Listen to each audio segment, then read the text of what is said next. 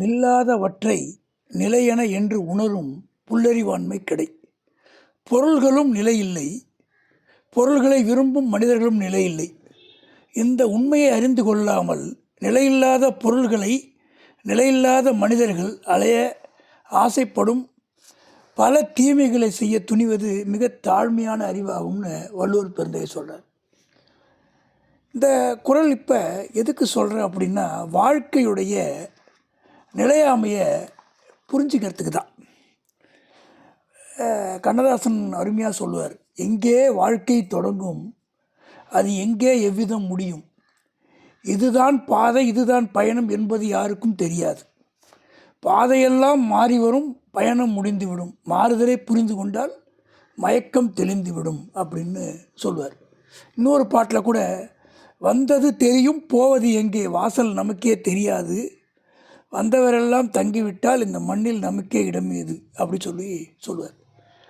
அதாவது யதார்த்தம் அப்படிங்கிறது என்னென்னா, பகவத்கீதை படிக்கும்போது தான் தெரிய வருது.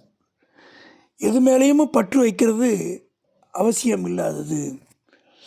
நீ ஒருத்தரும் அவங்களுடைய கடமை ஆற்ற வந்திருக்காங்க, அவங்க கடமையை பண்ணணும் போகணுன்னு அவ்வளோ அற்புதமாக கண்ணபிரான் சொல்கிறது இங்கே யதார்த்தத்தில் உண்மையாக இருக்குது. அதாவது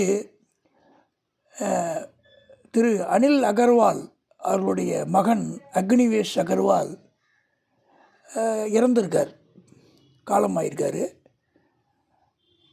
என்னுடைய எல்லையில்லாத வருத்தம் வேதனையை தெரிவிச்சுக்கிறேன்.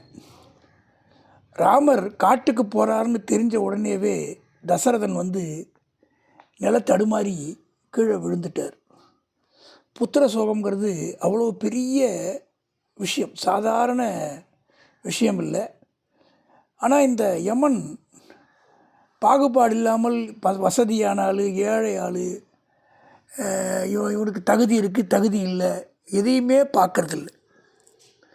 இந்த காற்று, நெருப்பு, உயிர், இந்த நிர்வாகம் பண்ணக்கூடிய யமன் எல்லாருமே வேறுபாடு இல்லாமல் உயர்ந்த நிலைமையில் இருக்காங்க. உண்மையை சொன்னால் சூரியன் அனைவருக்குமே பொதுவாக தான் வெளிச்சத்தை கொடுக்குது. அப்போ வாழ்க்கையோட யதார்த்தம் புரிய வரும்போது அதை ஏற்றுக்கிற மனசு இல்லை. பகவத்கீதையில் என்ன சொல்கிறாரு, உன்னை துன்பம் வருத்தக்கூடாது, இன்பம் மகிழ்ச்சி அடைய செய்யக்கூடாது, இதுதான் உயர்ந்த நிலைமைங்கிறார். ஆனால் ஒரு ஒரு நிகழ்ச்சி நம்ம கேட்குறோம், பார்க்குறோம். இப்போ அவருடைய வேதாந்தா குழுமத்தோட தலைவருடைய அனில் அகர்வால் அவர்களுடைய மகன் இறந்ததை கேட்ட உடனேயுமே மனசு வேதனையில் கஷ்டப்படுது. ஏன்னா அடுத்தவருடைய துன்பத்தை பார்த்து துன்பம் அடையிறதுங்கிறது மனித இயல்புன்னு சொல்கிறாங்க. எந்த துன்பத்தையுமே ஏற்றுக்காதுன்னு சொல்கிறாங்க. அதுதான் இங்கே மனிதனுக்குள்ள ஒரு குழப்பம். அதாவது சிறிய வயது அவருக்கு, அக்னிவேஷ்னு பேர், அவருக்கு 49 வயசு தான் ஆகுது. அந்த குரூப் கம்பெனியில் எல்லாத்துலேயும் அவர் டைரக்டராக இருக்கார்.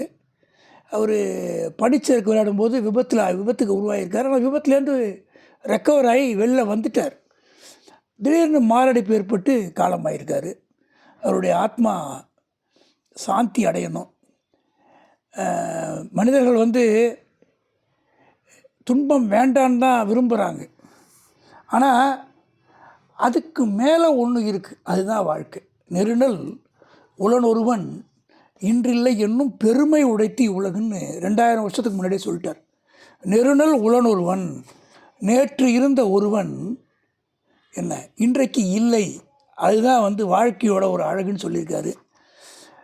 திரு அனில் அகர்வால் ஒரு வார்த்தை சொல்லியிருக்கார். என்ன சொல்லியிருக்காருன்னா, எனக்கு இது கருப்பு நாள், நான் சம்பாதித்த பணத்தில் 75% அதிகமானதை சமூகத்துக்கு தரணும்னு நான் அக்னியிடம் உறுதி அடிச்சிருந்தேன். இப்போ இன்னமும் நான் என்னுடைய மனதை புதுப்பித்து இன்னும் எளிமையாக வாழ முயற்சி பண்ண போகிறேன் அப்படின்றாரு. அது உச்சக்கட்ட சோகத்தில் ஒரு மனிதனுடைய என்ன வாழ்க்கை, இப்படி சம்பாதிச்சு என்ன வாழ்க்கை. உண்மையில் பார்த்திங்கன்னா ஒரு எளிமையான வாழ்க்கையிலேருந்து கடுமையாக உழைச்சி முன்னேறினவர் தான்.